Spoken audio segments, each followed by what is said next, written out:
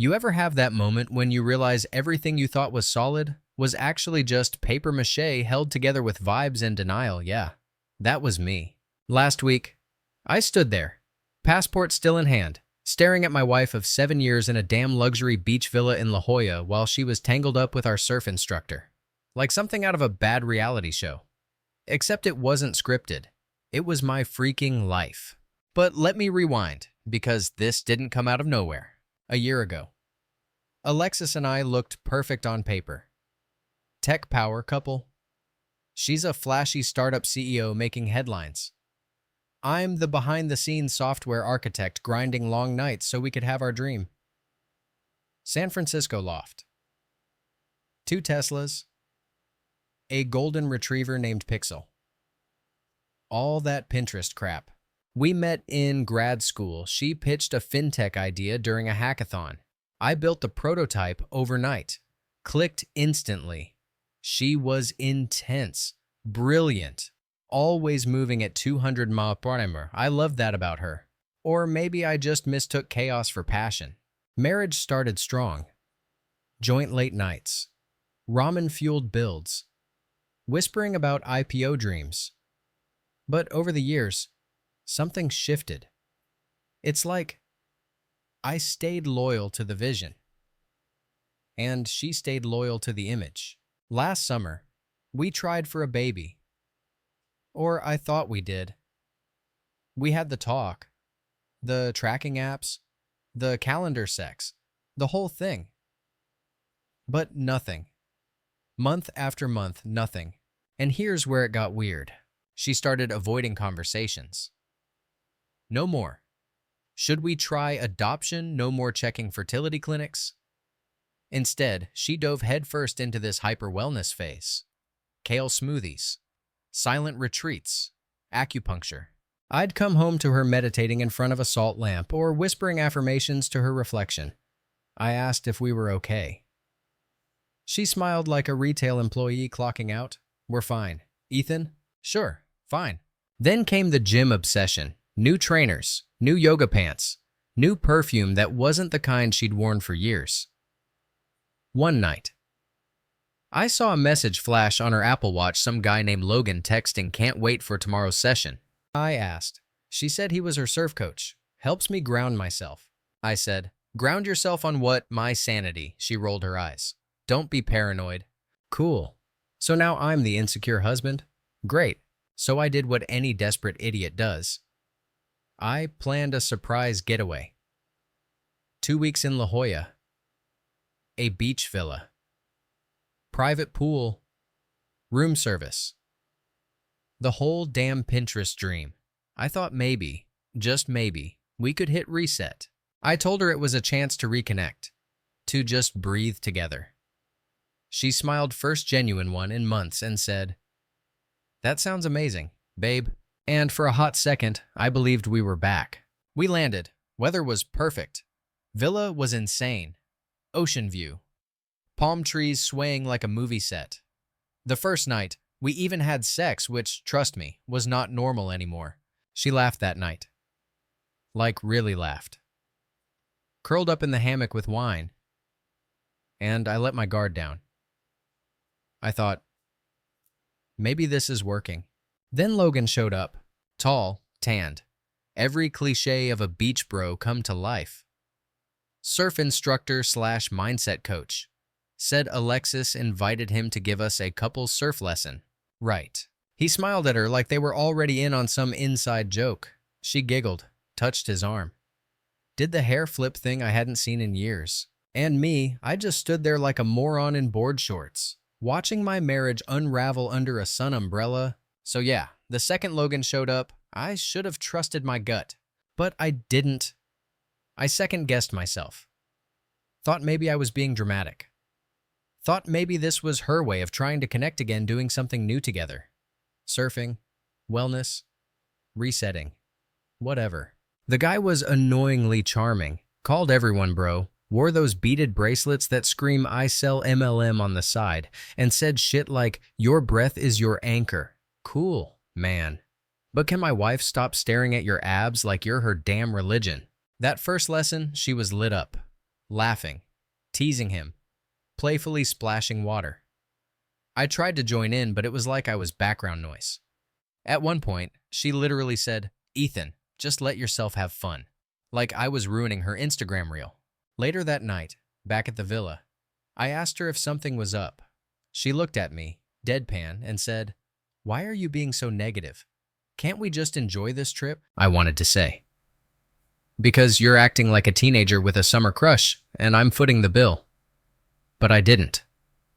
Instead, I just nodded.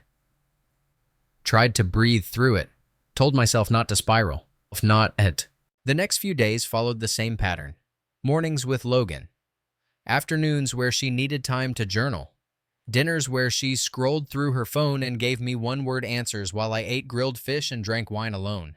By day 5, I stopped pretending. Went out fishing one morning, just me and the ocean. Talked to this old couple on the dock who'd been married for 40 years. The guy said, "Real love's quiet. It doesn't need to announce itself all the time." I almost laughed. Quiet love.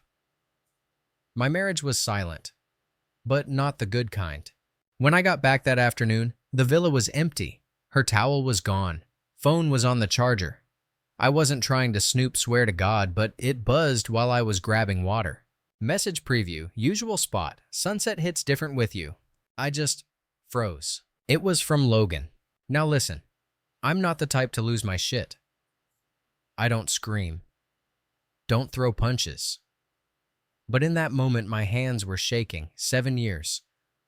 7 damn years I'd shown up, supported her, made sacrifices, skipped promotions, late nights fixing code, holding her after panic attacks, and she was off somewhere playing beachside mistress.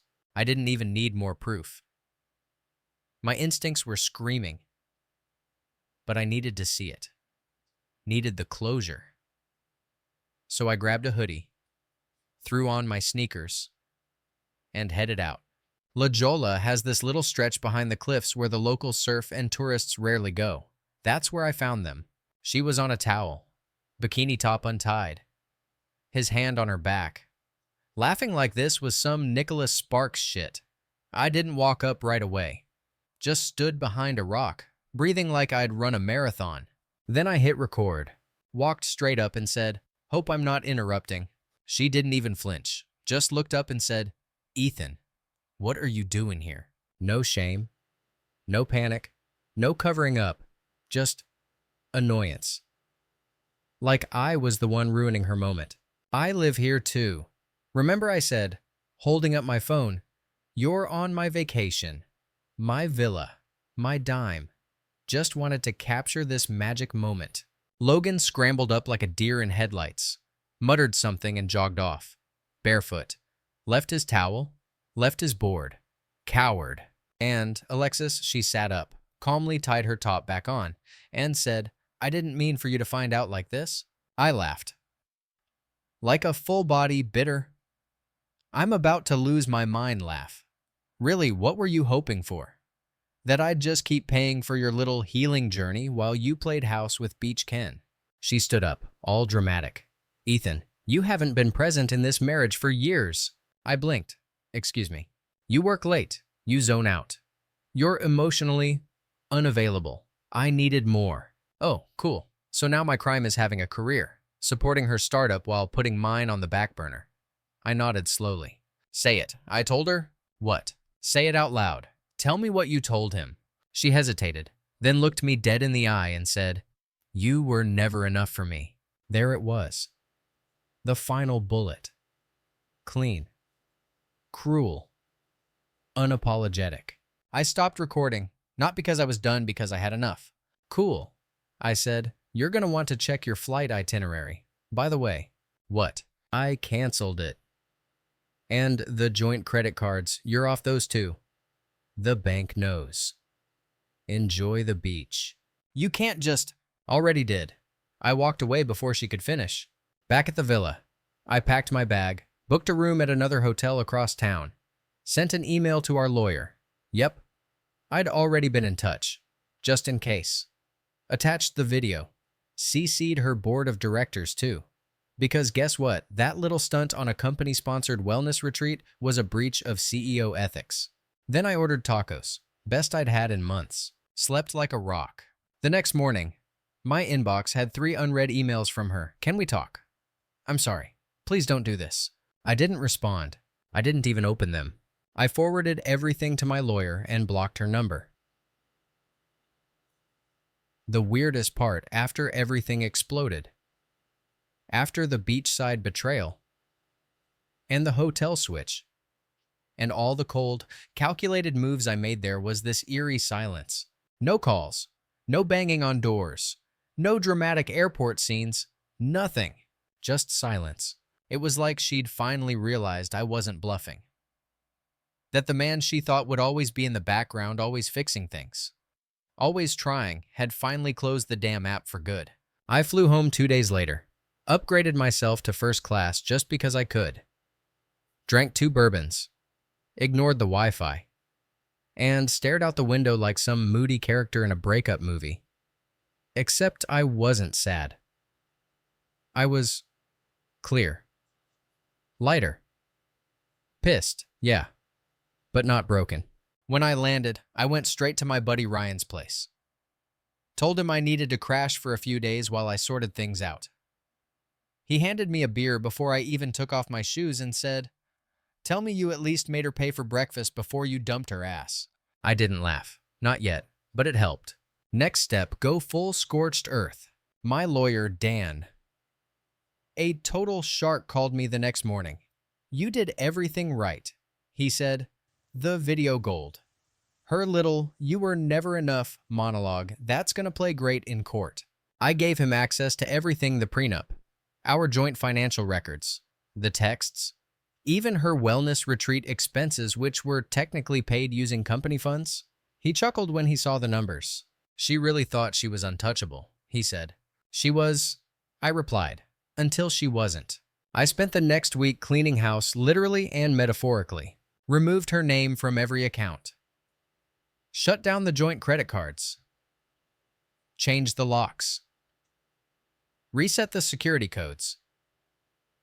Moved anything remotely valuable, my childhood keepsakes, my tech gear, even Pixel's damn vet records, to a storage unit she didn't know about. Oh, and I had the house deep cleaned partially because I couldn't stand the idea of sleeping in sheets she'd once FaceTimed Logan from, and partially because I'm not above a little symbolic reset. She got back to the Bay Area maybe a week after me. I wouldn't know because I wasn't there. She walked into a house that looked familiar but felt completely foreign. Half the furniture gone. Locks changed. No Ethan. Just a legal packet on the counter from Dan. She called, then texted, then emailed. All got forwarded. My favorite subject line was, "Can we be adults about this?" Sure, Alexis, let me just rewind the footage of you dry humping your surf guru while I paid the bill. Totally adult. Mutual friends started reaching out. Some were genuinely concerned. What happened? You guys were the dream team. Others were nosy asshats looking for drama. I ignored them all. Let them stew. But a few friends, real friends, came through. My buddy James took me out for whiskey and burgers.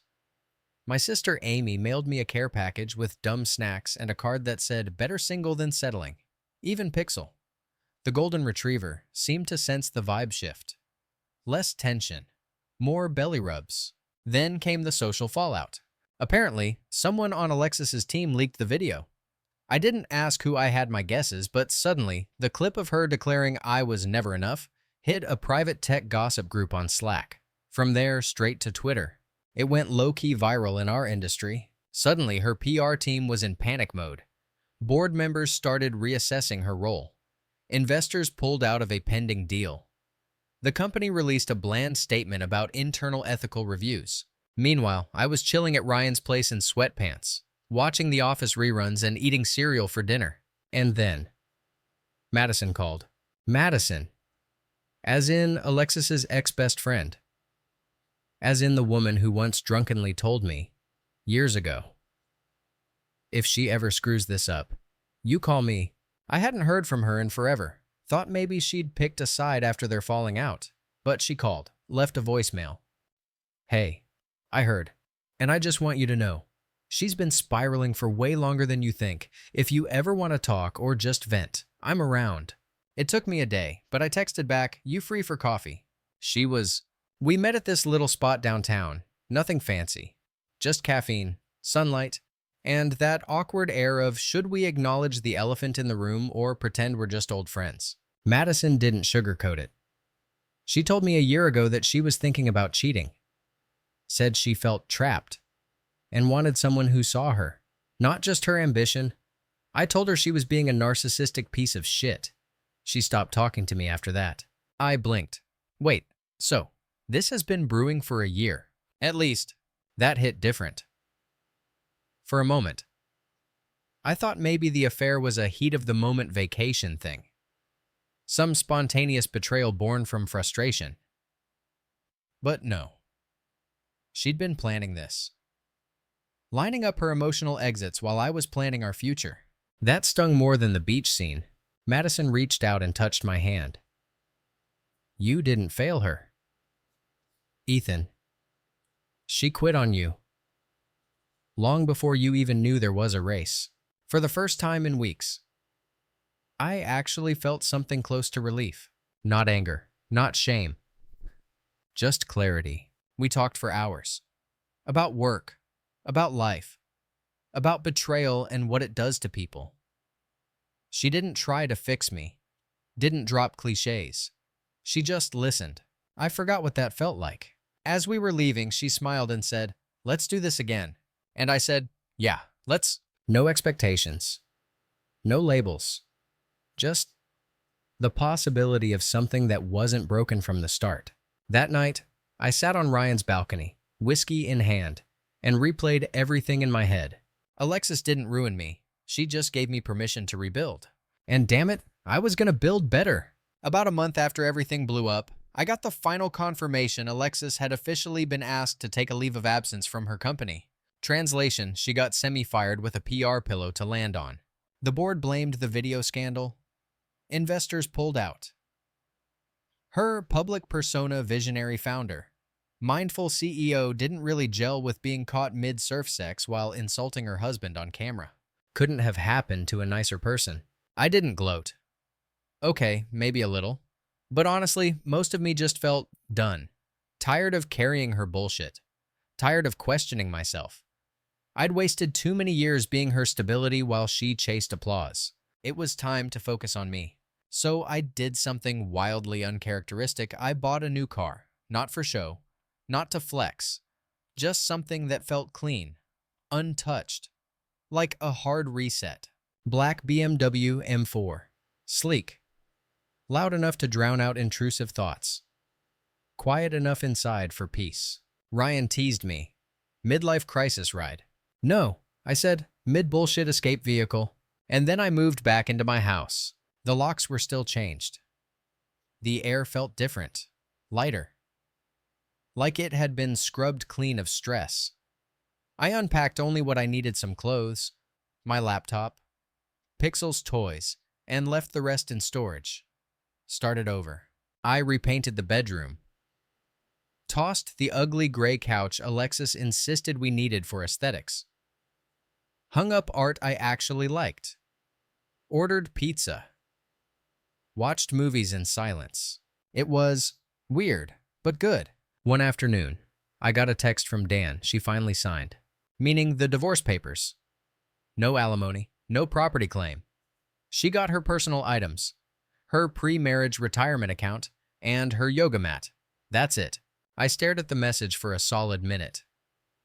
Then texted back, thanks, man. And just like that, it was official. I was free. Free of the guilt. Free of the walking on eggshells dynamic. Free of being the emotional janitor in someone else's success story. To celebrate, I took Pixel on a road trip. Just us, the coast, and a Spotify playlist that didn't include any of the crap she used to play. No deep meaning behind it. Just something spontaneous and small and mine. That weekend, Madison texted me. She'd just finished a client pitch and wanted to grab drinks. I agreed. A little hesitant, but also curious. We met at a rooftop bar downtown. She wore this casual sundress and smelled like orange blossoms. We ordered drinks, talked crap about Silicon Valley bros, and laughed way more than I expected. She leaned in at one point and said, "You look lighter." "I feel lighter." "Good," she said. "You were carrying dead weight." We didn't kiss. Not that night. But she rested her head on my shoulder for a minute while we watched the skyline flicker. And it felt nice. Like maybe there was still something soft left in the world for me. The next day, I woke up to chaos. Apparently, Alexis had shown up at my office. Security called me from the front desk. "There's a woman here claiming to be your wife. Says it's urgent." I told them to kindly remind her she was my ex-wife. And no, she didn't have an appointment. Then I called Dan. She can't just show up like this, right? Technically, no. But she's desperate. Let me guess something about closure. Probably. Or she's hoping I'll uncancel her Amex. I blocked her new number. Again. Later that night, I got a text from Amy, my sister. "You're gonna want to see this." Followed by a screenshot. Alexis had posted a long-ass Instagram story, crying on camera, talking about betrayal, being left when she needed support, playing the victim like a damn TikTok therapist parody. She didn't name me directly, but the context was clear. I was the cold husband who emotionally abandoned her. Logan was a mistake she made while looking for herself. The company a casualty of cancel culture. Unreal. My DMs lit up. Half the people asking if it was true, the other half saying, "Dude, what the hell?" I didn't respond. I didn't post a rebuttal. I didn't drag her. But I did send Dan a few screenshots and told him to keep them on file just in case. He called me an hour later and said, "I've seen this before. She's testing the water to see if she can get public sympathy. Wait for the next move." He wasn't wrong. 2 days later, her parents showed up. I was just getting home from the gym when I saw the car parked in my driveway. I paused. Thought maybe it was a neighbor. But then Bob stepped out. Bob. Her dad, Karen, her mom, followed right behind him, clutching some kind of casserole dish like this was a freaking holiday dinner. I walked up slow, dropped my gym bag. "You guys lost." Bob looked uncomfortable. Karen went straight into it. "We're just here to talk. She's hurting." I nodded. "I'm sure she is." "She made a mistake," Karen said, "but don't you think you're being a little harsh?" I tilted my head. "Did you watch the video I sent you?" They froze. Karen looked at the ground. She said it was out of context, that you manipulated it. I laughed. Not because it was funny, because it was ridiculous. I literally walked in on her on a towel with another man. She looked me in the eye and said I was never enough. "Tell me, Karen, what context makes that okay?" Bob looked like he wanted to vanish. Karen's face went pale. I told them everything. How long it had been happening. The texts. The financial moves. Her plan to leave after the IPO to cash out and dump me quietly. Karen started crying. She said you wouldn't understand. I understand just fine. She didn't want a partner. She wanted a PR puppet. They didn't argue after that. Just nodded. Apologized. Left with their heads down. It wasn't satisfying. Not really. But it was closure. Sort of. A few days later, Madison and I grabbed lunch again. This time, it wasn't just friendly. We held hands, shared bites, talked about what healing actually looks like. I told her I didn't want to rush things. She said, "You don't need to. I'm not here to replace anyone. I'm just here." And I swear, that moment felt more real than the last 3 years of my marriage. That night, I slept like a damn baby. No anxiety, no late night overthinking, just peace. I didn't win. I didn't get revenge. I just stopped bleeding. And for the first time in forever. That felt like enough. I didn't expect peace to feel so strange. After everything settled the house. The paperwork. The social media circus I kept waiting for the crash. The breakdown. The nights alone with nothing but regrets echoing in my skull. But it didn't come. Instead, my life got quiet. Not boring. Just simple. And I started realizing how much noise I'd been living in without even noticing. Alexis's ambition. Her constant chaos. The emotional hostage situation that passed for partnership, it was also loud. Now, my mornings were coffee, coding, and long walks with Pixel. No passive-aggressive sighs. No tight smiles over brunch. No guilt trips disguised as concern. Just me. I even started therapy. I know sounds cliche, but it helped. The guy didn't give me cheesy quotes or try to unpack my childhood. He just said, "You spent 7 years trying to be chosen by someone who never valued you. Now you get to choose yourself." That hit hard. So I kept going. Built new routines. Hit the gym more. Learned how to cook something other than pasta. Reconnected with friends I'd barely seen in years. Even joined a group for divorced professionals, which sounds way sadder than it was. It was actually cool, just people helping each other not spiral. Madison and I kept hanging out too. Still casual. Still low pressure, but more frequent. She'd drop by with lunch, or I'd help her rearrange her office. Nothing flashy, just easy. One Friday night, we were sitting on the balcony with drinks, watching the city lights. And she said, "You look lighter than the last time we sat up here." I nodded. I feel lighter, like I'm not carrying her anymore. Madison raised her glass. To shedding dead weight. We clinked glasses. It felt good. But of course, peace never lasts forever. A few weeks later, I ran into Alexis again. Not planned. Not dramatic. Just random. I was picking up coffee at this place near my office. Walked in, ordered my usual, turned around, and there she was, standing in the doorway, holding a to-go cup, looking like she'd aged 5 years in 2 months. No makeup. Hair in a messy bun.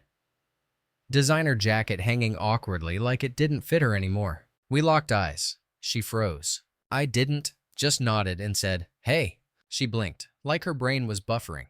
"You look good," she said, voice unsure. "Be you." "Thanks." There was a pause. The kind where you can feel everything unsaid stacking up between you. She opened her mouth, closed it. Then, finally, "Can we talk?" I shook my head. "I don't think that's a good idea. I want to explain." "You already did," I said. "In La Jolla. With Logan." Her face twisted. Like she wanted to cry or scream or collapse. But she didn't. Just stared at me like she couldn't believe I wasn't jumping into the familiar dance of fixing her emotions. "I'm sorry," she whispered. I nodded again. "Okay." She stepped forward, like maybe she thought we could hug or something. I stepped back. Not mean, just clear. "I've moved on. Lex." Then I walked out. Didn't look back. Didn't need to. That night, Madison came over with takeout and we curled up on the couch watching dumb reality TV. She could tell something was up. I told her what happened. "Do you feel anything?" she asked. I thought about it. Pity, maybe. But mostly nothing. She smiled. "That's growth, my dude." Next day, karma hit full speed. Amy, my sister, called me. "Okay, you're gonna love this," she said. "Remember that investor Alexis ghosted for a better deal last year?" "Uh-huh." He just dropped a post on LinkedIn about choosing integrity over personality-driven leadership. Subtle shade.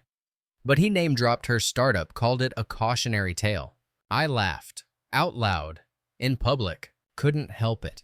Apparently, Alexis had tried launching a rebrand. Wellness meets fintech or some nonsense. It bombed. No traction. No funding. People remembered the scandal. The internet doesn't forget.